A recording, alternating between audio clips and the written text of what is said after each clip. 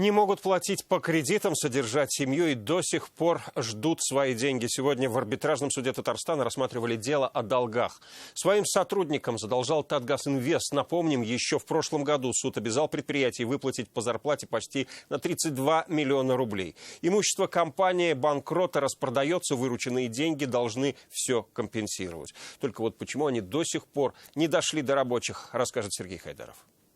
Не верим, вообще не верим. Очень хочется верить. Верят они в удачный исход или нет, но в арбитражный суд пришли. Еще задолго до начала заседания у его стен собрались больше десятка бывших сотрудников Татгазинвеста. Это простые рабочие, сварщики, водители, газовики.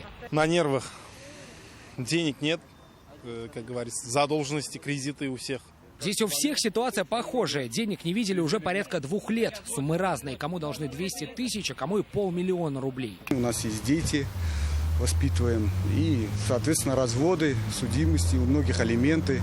Это уже уголовная ответственность. В апреле прошлого года суд обязал Татгазинвест выплатить 32 миллиона рублей долга. Компанию признали банкротом, имущество стали продавать. Как раз вырученные деньги должны были покрыть задолженности. Но вот только по закону сначала компенсацию получает налоговая, только потом работники, а до них деньги не дошли. Мы хотели бы именно изменить календарную очередность в порядке, предусмотренной статьей 134 закона о банкротстве. В итоге в суде сошлись рабочие предприятия и налоговая служба. Предмет спора, кто же должен получить деньги первыми. Закон на стороне налоговиков, но история знает исключения. Существуют пленумы судов, которые, в частности, дают суду возможность в данном случае отклониться от формального, так скажем, трактования закона и быть на стороне работников, помочь им.